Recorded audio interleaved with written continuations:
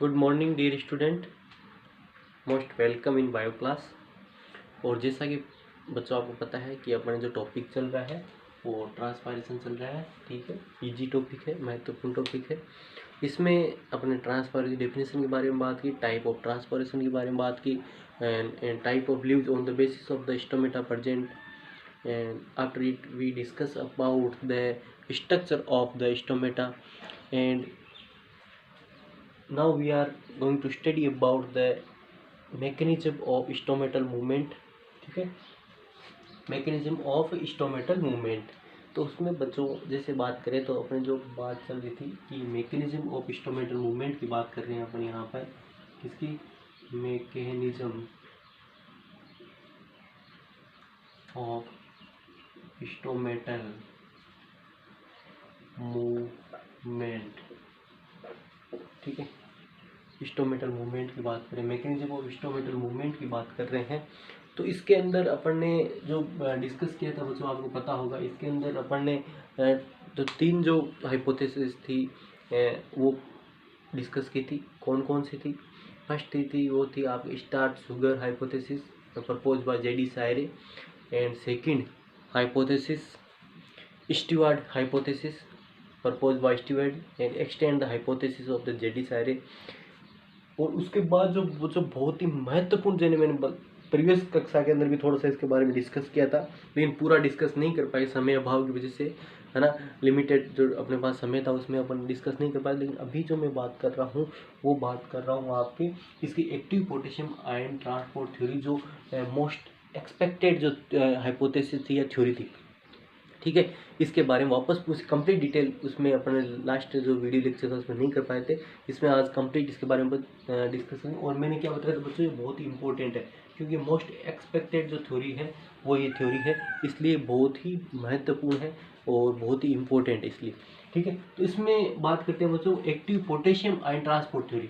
तो इसमें एक आपने जो इंपॉर्टेंट लाइन है नीट के अंदर कई बार पूछ जाते हैं कि स्टोमेटा ओपन और क्लोज करने के लिए कौन से मिनरल की जो आवश्यकता होती है, कौन सा मिनरल्स होता है वो रेस्पॉन्सिबल होता है। ठीक है, तो इसमें बात करते हैं कौन सा मिनरल होता है वो रेस्पॉन्सिबल होता है। तो इसमें आप याद पोटेशियम जो होता है ना वो स्टोमेटा को ओपन और क्लोज करने के लिए रेस्पॉन्सिबल होता है। कई बार क्वेश्चन पूछा गया, तो ये क्वेश्चन यहाँ पर ही प्रिपेयर कर लेना नीट के हिसाब से। तो यहाँ पर भी देखो मैंने क्या पोटेशियम नाम लिखा है। ठीक है, पोटेशियम आयन। ठीक है, पोटेशियम आयन का जो ट्रांसपोर्ट होता है उसी से क्या होता है, स्टोमेटा बंद होते हैं, क्लोज होते हैं, इस प्रकार से। तो सबसे पहले बात करेंगे इस थ्योरी को प्रपोज किसने किया था। ठीक है, फिर इस थ्योरी में क्या था, डे टाइम में जो प्रपोजर थे उन्होंने क्या बताया, और जो नाइट टाइम में जो क्या होती है इवेंट्स जो होते हैं वो क्या होते हैं। ठीक है, तो इसमें बात करते हैं। देखो सबसे पहले बात करते हैं कि this theory propose bye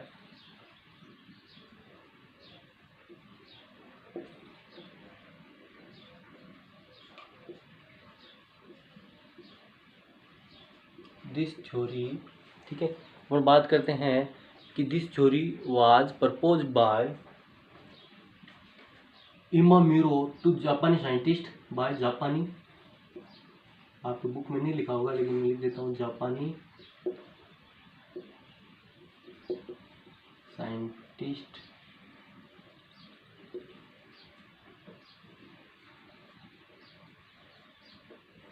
इमामुरा and फ्यूजिनो। सबसे पहले तो आपको ये याद रखना है। ठीक है, कि ये थ्योरी किसने प्रपोज की थी, इमाम्यूरो व फ्यूजिनो ने प्रपोज की। दिस थ्योरी प्रपोज बाय इमाम्यूरो व फ्यूजिनो। इसके बाद नेक्स्ट तो बात आती है एंड मॉडिफाइड बाय लेविट। ये जो इमाम्यूरो फ्यूजिनो ने जो प्रपोज की थी ये कब की थी, 1959 के अंदर की थी बच्चों, याद रखना। और लेविट ने इसको मॉडिफाई किया था। मॉडिफाई मतलब इसके और कुछ चीज़ें एक्स्ट्रा चीज़ें थी वो ऐड की थी लेविट, उसने 1974 के अंदर। कब की थी, 1974 के अंदर। ठीक है, 1974 के अंदर इसको जो था लेविट ने मॉडिफाई किया था। तो यहाँ पर एक लाइन बहुत इंपॉर्टेंट है, आपको ऐसे कैसे याद रखनी है। This theory propose by the two Japanese scientist Imamura and Fujino.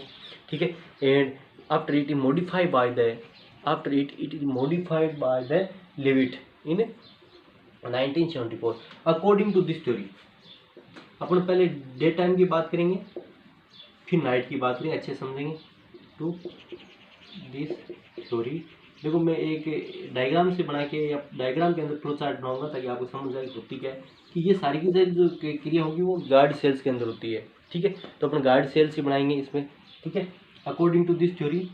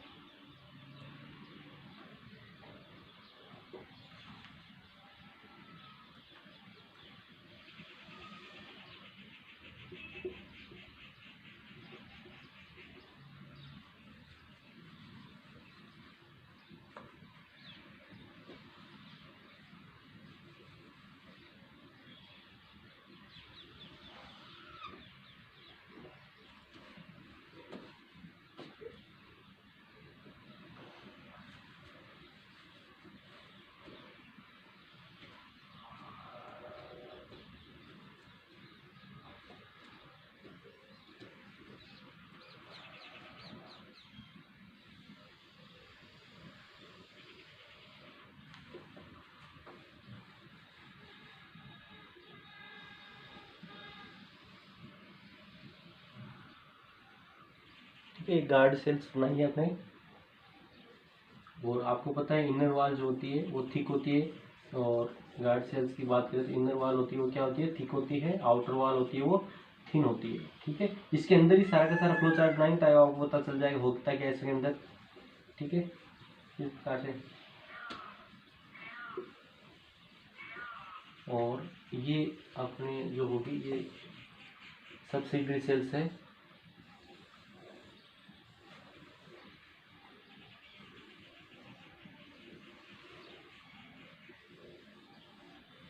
ठीक है, ये सब्सिडरी सेल्स है।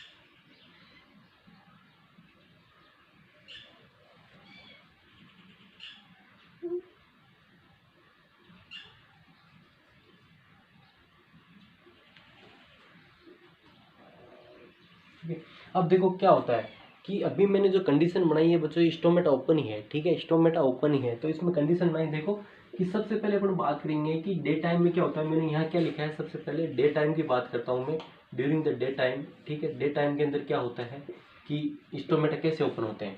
तो इमाम्यूरो फ्यूजनों ने बताया, फिर लेविट ने मॉडिफाइड क्या बताया, इन्होंने क्या होता है कि दिन के अंदर क्या होता है, एक तो क्या होता है CO2 की जो कंसंट्रेशन होती है, CO2 की कंसंट्रेशन क्या होती है वो जो डिक्रीज हो जाती है। इसमें सारे फैक्टर अपन ऐड करेंगे, ठीक है, क्योंकि फोटोसिंथेसिस के अंदर क्या CO2 यूटिलाइज होता है, CO2 कंसंट्रेशन डिक्रीज हो जाती है। दूसरी कंडीशन क्या होती है, लाइट क्या होती है, लाइट होती है। तो लाइट के अंदर क्या होता है बच्चों, जो स्टार्च होता है वो किस में, मेलिक एसिड में कन्वर्ट हो जाता है। स्टार्च किस में कन्वर्ट हो जाता है, मेलिक एसिड में कन्वर्ट हो जाता है, ठीक है, मेलिक एसिड में कन्वर्ट हो जाता है। फिर जो मेलिक एसिड है, ठीक है, ये जो मेलिक एसिड है ये किसमें, malate plus H plus ion में टूट जाता है, ठीक है। मेलेट और H प्लस आयन में टूट जाता है, डिसोसिएशन हो जाता है इसका, ठीक है, डिसोसिएशन हो जाता है। डिसोसिएशन किसका, मेलिक एसिड का, मेलिक एसिड का, ठीक है। मेलिक एसिड क्या होता है, डिसोसिएशन हो जाता है। तो मेलिक एसिड किसमें, मेलेट और H प्लस आयन में टूटता है। इसके बाद क्या बात करते हैं, मेलेट और H प्लस तो आयन होता है, exit out from the guard cell and to the subsidiary cells, मतलब किस में चला जाता है, गार्ड सेल से ये सब्सिडी सेल्स के अंदर चला जाता है H प्लस आयन, ठीक है। H प्लस आयन कहाँ चला जाता है, कहाँ चला गया बच्चों, मेलेट आयन से, मेलेट और H प्लस आयन बना, H प्लस आयन कहाँ पे चला गया, गार्ड सेल्स के अंदर चला गया।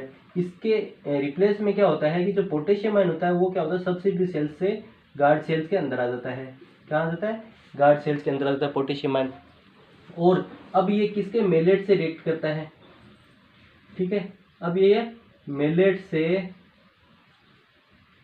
रिएक्ट करता है, ये क्या करता है, मेलेट से रिएक्ट करता है, ठीक है। ये मेलेट से रिएक्ट करेगा और मेलेट से रिएक्ट करके क्या बनता है, पोटेशियम मेलेट बनाता है, पोटेशियम मेलेट बनाता है। और पोटेशियम जो मेलेट है इसकी वजह से क्या होता है बच्चों, इसकी वजह से इसकी ऑस्मेटिक जो कंसंट्रेशन होती है वो इंक्रीज हो जाती है। गार्ड सेल्स की बात करें तो ऑस्मेटिक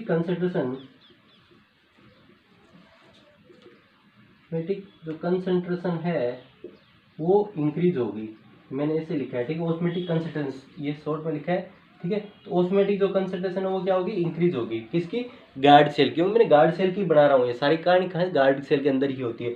अब ऑस्मेटिक जो कंसंट्रेशन इंक्रीज हो जाती है तो बच्चों क्या होगा, ऑस्मेटिक कंसंट्रेशन इंक्रीज होगी, इसकी ऑस्मेटिक कंसंट्रेशन ज़्यादा है, इसकी ऑस्मेटिक कंसंट्रेशन कम है। तो हमेशा अपने ऑस्मेटिक प्रेशर के हिसाब से नियम पढ़ा है कि जो वाटर का फ्लो होता है from the low osmotic concentration solution to the higher osmotic concentration solution होता है। ये अपन बात है वाटर की बात है, पानी जो होता है अपनी अधिक कंसंट्रेशन से अपनी कम कंसंट्रेशन की तरफ आता है। तो इधर से जो साइड कोशिकाओं से इसमें आएगा, इससे क्या होगा, एंडोस्मोसिस होगा।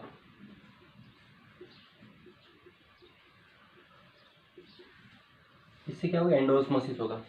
एंडोस्मोसिस की बात करें तो एंडोस्मोसिस होगा, एंडोस्मोसिस से फिर क्या हो जाएगा, वाटर क्या हो जाएगा, इंटर करेगा सारी कोशिकाओं सक्सीड सेल से, क्या होगा, वाटर क्या होगा, वाटर क्या होगा, देखो H2O जो है वो देखो सभी से क्या होगा, H2O क्या कर रहा है, गार्ड सेल्स के अंदर प्रवेश कर रहा है, इंटर कर रहा है, कहाँ से, जो सब्सिडरी सेल्स है या एसेसरी सेल्स है उनसे जो H2O है वो इसके अंदर प्रवेश कर रहा है। तो ओवरऑल क्या होगा, जो इसका वॉल्यूम है किसका, गार्ड सेल्स का, ठीक है, गार्ड सेल्स का वॉल्यूम इंक्रीज हो जाएगा और जो सेल्स होगी, गार्ड सेल्स होगी, क्या हो जाएगी, टर्गिड हो जाएगी, टर्गिड हो जाएगी। Guard cells become turgid, guard cell क्या होगी, टर्गिड होगी। अब टर्गिड होने के बाद क्या हो जाएगी, आपको पता है टर्गिड होने के बाद क्या होता है कि जो आउटर मेम्ब्रेन्स होती है वो stretch outside and it's create a pulling pressure and it pull a thick inner wall of the guard cell and it's move towards the outer side and stomata become open. इससे क्या हो जाएंगे, stomata क्या हो गए, stomata क्या हो जाएंगे बच्चों, स्टोमेटा क्या हो गए, ओपन हो गए। ये ओपन ही स्टोमेटा दिखाया मैंने, ठीक है, स्टोमेटा ओपन हो गए। तो ये की होगी, दिन की प्रक्रिया होगी, ये क्या होगी, दिन के अंदर हो गया।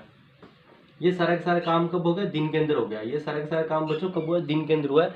जो बताया था, किसने बताया था, आपके इमाम मीरो व फ्यूजिनो ने बताया था, इमाम मीरो व फ्यूजिनो ने बताया, लेविट ने इसको मॉडिफाई किया था, ये बताया दिन के अंदर ये होता है। और इसी को बोलते हैं, इसके पोटेशियम आयन का जो रोल होता है, इसलिए बोलते हैं इसको active potassium ion transport theory, और इस सबसे एक्सपेक्टेड थ्योरी थी, ठीक है। इसके बाद जो नेक्स्ट बात करते हैं बच्चों, इसके बाद बात करते हैं नाइट की, कि भाई नाइट में क्या होता है, ठीक है। नाइट में किस प्रकार की जो क्रिया होती है, नाइट में क्या होता है, नाइट में इसके अपोजिट होगा, ठीक है। नाइट में क्या होगा, इसके अपोजिट होगा, स्टोमेटा क्लोज जाएंगे। तो अब नाइट वाला बनाते हैं, ठीक है। नाइट वाली जो डिस्कस है वो करते हैं, नाइट में क्या होता है, क्योंकि अपने ये तो प्रीवियस कक्षा में थोड़ा बता दिया, अब नाइट वाला रह गया तो एक साथ पढ़ना जरूरी है, ठीक है। तो ये फिर बात करते हैं नाइट में क्या होता है।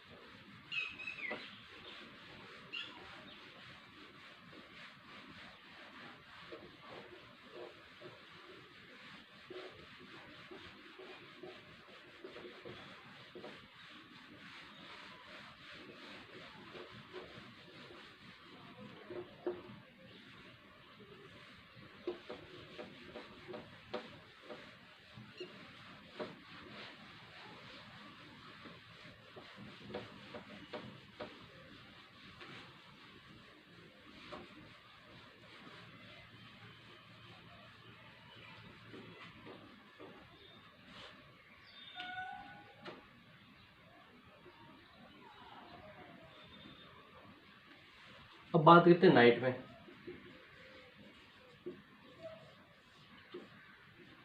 नाइट में क्या होता है, ठीक है। नाइट की बात करें बच्चों तो नाइट के अंदर क्या होता है, स्टोमेटा क्लोज हो जाते हैं, ठीक है। पर अपने जो गार्ड सेल्स है उसको फ्लैशिड करके ही बात करते हैं, ठीक है। तो अपन डायग्राम जो बनाते हैं वो गार्ड सेल जो है वो फ्लैशिड कंडीशन में उसी प्रकार का अपन डायग्राम बनाते हैं।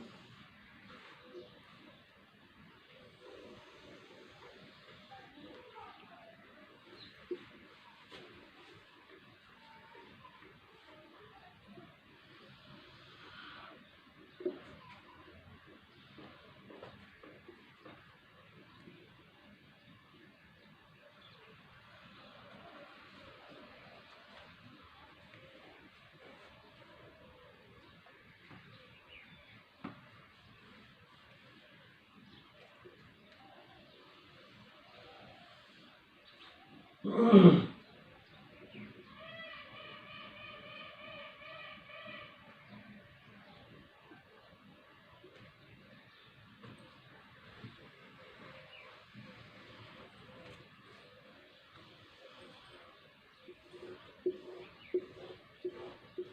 अपन ने पहले से क्लोज कर दिया, ठीक है। तो स्टोमेटा क्लोज होते हैं नाइट में, तो इसके अंदर जो फ्लो चार्ट है वो अपन डिस्कस करेंगे। थोड़ा छोटा बनाया तो थोड़ा छोटा लिखना पड़ेगा, ठीक है। और ये जो है वो सब्सिडी सेल्स है।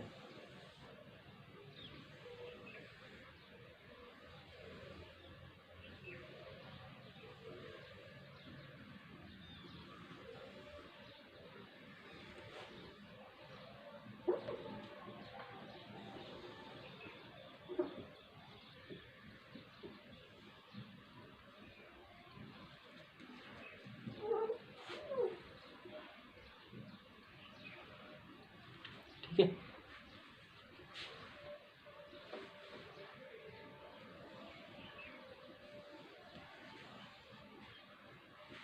अब देखो नाइट में अंदर क्या होता है बच्चों, स्टोमेटा की स्ट्रक्चर अपने बनाई, ठीक है। तो अब नाइट में क्या होता है उसका अपन डिस्कस करते हैं कि नाइट में देखो, ठीक है। तो नाइट के अंदर सबसे पहले बच्चों क्या होता है कि CO2 की कंसंट्रेशन होती है बढ़ जाती है। CO2 की जो कार्बन डाइऑक्साइड उसकी कंसंट्रेशन इंक्रीज हो जाती है। क्यों इंक्रीज हो जाती है कि फोटोसिंथेसिस की रिएक्शन होती है वो स्टॉप हो जाती है, ठीक है। CO2 की कंसंट्रेशन क्या होती है, CO2 की कंसंट्रेशन बच्चों क्या होगी, CO2 की कंसंट्रेशन होगी वो इंक्रीज हो जाएगी। क्यों, क्योंकि फोटोसिंथेसिस रिएक्शन है वो क्या हो जाएगी, बंद हो जाएगी। फोटोसिंथेसिस रिएक्शन है वो क्या हो जाएगी, बंद हो जाएगी। फोटोसिंथेसिस रिएक्शन बंद होगी, है ना, फोटोसिंथेसिस रिएक्शन जो स्टॉप होगी तो इससे क्या होगा कि CO2 यूटिलाइज नहीं होगा फोटोसिंथेसिस रिएक्शन के अंदर, और तो क्या हो जाएगा CO2 कंसंट्रेशन इंक्रीज होगी। CO2 की कंसंट्रेशन इंक्रीज होगी तो क्या हो जाता है, pH जो होती है वो डिक्रीज हो जाती है, ठीक है। pH डिक्रीज हो जाती है, इससे क्या होता है, डायरेक्टली बात करें एक्टिवेशन ऑफ FCC कमल।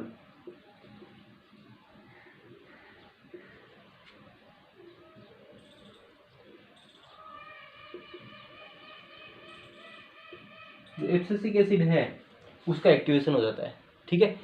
जो एक्टिवेशन है किसका, activation of the abscisic acid, abscisic acid का है वो एक्टिवेशन हो जाता है। इसका क्या होता है, ठीक है, इसका एक्टिवेशन जो होता है किसका, एब्सिसिक एसिड का एक्टिवेशन हो जाता है।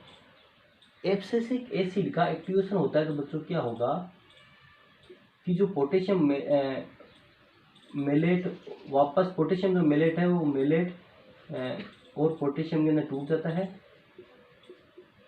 मिलेट पोटेशियम के अंदर टूट जाता है, पोटेशियम बाहर चला जाता है और H+ आयन जो होता है वापस अंदर आ जाता है।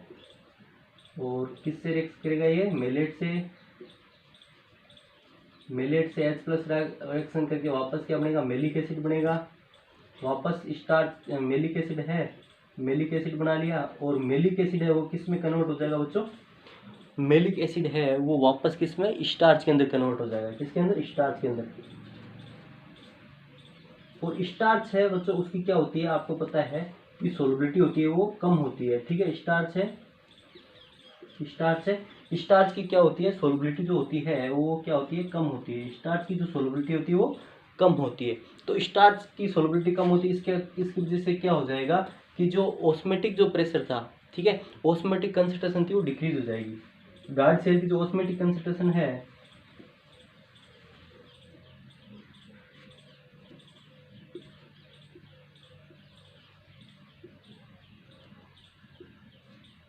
ऑस्मेटिक कंसंट्रेशन क्या होगी, डिक्रीज होगी, ठीक है। ऑस्मेटिक जो कंसंट्रेशन है वो क्या होगी, डिक्रीज होगी। और ऑस्मेटिक कंसंट्रेशन डिक्रीज हो जाती है तो क्या होगा बच्चों, एक्जोस्मोसिस होगा, क्योंकि इसकी ऑस्मेटिक कंसंट्रेशन कम है, इधर ऑस्मेटिक कंसंट्रेशन ज़्यादा है, तो यहाँ से गार्ड सेल से वाटर था वो कहाँ बाहर चला जाएगा, ठीक है। तो वाटर क्या चला गया, वाटर क्या होगा, बाहर चला जाएगा। इसको क्या बोलेंगे, एक्जोस्मोसिस की क्रिया होगी, बहिर्प्राशन होगा, एक्जोस्मोसिस होगी, एक्जोस्मोसिस होगा, ठीक है।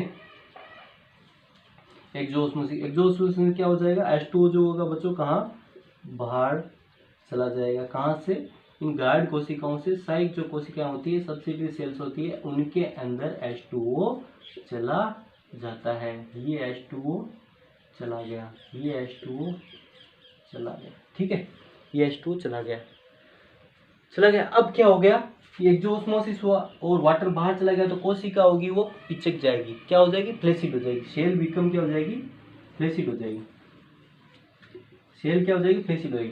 और सेल जब फ्लैसिड होती है, चिपक जाती है, तो क्या होते हैं, स्टोमेटा जो होते हैं,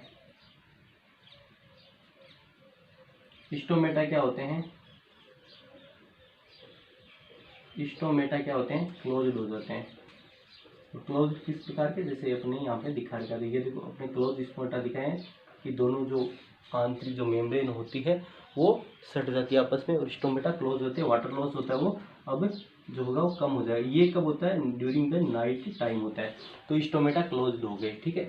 ये तो H2 निकला मैंने यहाँ से, ठीक है। ये बच्चों नाइट के दौरान होता है। आपने जो बुक है उसके अंदर ही फ्लो चार्ट दिया हुआ है, वो आपको अच्छे से डिस्कस करना ही है, लेकिन आप इस प्रकार से, मैंने क्यों बताया कि गार्ड सेल्स के अंदर क्रिया होती है, तो इस प्रकार से भी आप इसको रिप्रेजेंट करें, समझाने के हिसाब से ये दिखे। आप चाहो तो फ्लो चार्ट जरूर करना है, क्योंकि कोई भी हो फ्लो चार्ट से याद रखता है। तो देखो बच्चों, आज की कक्षा के अंदर जो अपने बात की है, आज की के अंदर वापस में रिपीट किया है, दोनों चीज़ें एक साथ डिस्कस इसलिए की आप समझ रहे हैं, बहुत ही महत्वपूर्ण है। इसके नीचे कुछ नहीं लिखा हुआ, बस ये सब्सिडी सेल्स निकली, H2 बाहर निकला, आप जो बोर्ड आ नहीं रहा तो जहाँ निकला। तो आज की जो मैंने बात की है, बहुत इंपॉर्टेंट जो अपना जो सिद्धांत आता है इसमें, है ना, active potassium ion transport theory है। ये पूरा सिद्धांत मैंने अभी डिस्कस किया है, क्योंकि ये मोस्ट एक्सपेक्टेड थ्योरी है, एक्सेप्टेड थ्योरी है, ठीक है। ये मोस्ट एक्सेप्टेड थ्योरी है, क्योंकि सब सर्वमान्य थ्योरी है, एक्सेप्ट किया गया था इसको। अब इसमें क्या होता है, इसने डे टाइम में क्या होता है, नाइट टाइम में क्या होता है, वो मैंने सारी चीज़ें यहाँ पे डिस्कस करी है, ठीक है। सारी की सारी चीज़ें मैंने यहाँ पे डिस्कस की। डे टाइम में क्या होता है, नाइट टाइम में क्या होता है। डे टाइम के अंदर क्या हो जाएगा, पोटेशियम मिलेट बनेगा, ठीक है। पोटेशियम मिलेट बना है, उसकी क्या होती है, ऑस्मेटिक कंसंट्रेशन जो होती है वो क्या होती है, इंक्रीज हो जाती है। इससे क्या होता है, ऑस्मेटिक कंसंट्रेशन अंदर क्या होती है, इंक्रीज। इससे क्या होता है, सब्सिडी सेल से वाटर अंदर होता है, सेल जो होती है वो क्या होती है, टर्गिड हो जाती है डे टाइम में। और टर्गिड होती है तो क्या होता है, स्टोमेटा खुल जाते हैं, ठीक है। वो पढ़ने पहले। इसके बाद अपोजिट जो होता है वो नाइट के अंदर होता है। नाइट के अंदर क्या होता है, जो पोटेशियम बाहर चला जाता है, सब्सिडी सेल्स में चला जाता है, उससे क्या होता है, H+ आयन जुड़ के मेलिक एसिड बना, मेलिक एसिड वापस स्टार्च में कन्वर्ट होता है। स्टार्च जो होता है, ठीक है, स्टार्च की जो ऑस्मेटिक प्रेशर या जो घुलनशीलता सोलबिलिटी कम होती है, इससे ऑस्मेटिक प्रेशर होता है गार्ड सेल डिक्रीज होता है। इससे क्या होता है बच्चों, एक्सोस्मोसिस होता है, वाटर मान लो मॉलिक्यूल्स होते हैं गार्ड सेल से सब्सिडी सेल्स में चले जाते हैं। इससे क्या होता है, सेल्स बिकम फ्लैसिड, और फ्लैसिड होती है तो क्या होते हैं, स्टोमेटा होते हैं वो क्लोज हो जाते हैं। तो बच्चों ये जो बात अपन डिस्कस की, ये बहुत ही महत्वपूर्ण जो थ्योरी है वो थी। अगली फैक्टर आप बात करेंगे, फैक्टर इफेक्टिंग ट्रांसपायरेशन की बात करेंगे। तो यहाँ तक आप अच्छे से इसको तैयार करना, नोट्स बना के सुंदर से, और पॉइंट टू पॉइंट आप सारी चीज़ लाइन याद होनी चाहिए। इतना ही आपको पढ़ा रहे हैं, है ना, उतना आपको याद होना चाहिए कि समय आपको पूरा मिल रहा है, ठीक है। तो धन्यवाद आज के लिए, थैंक्स फॉर वॉचिंग।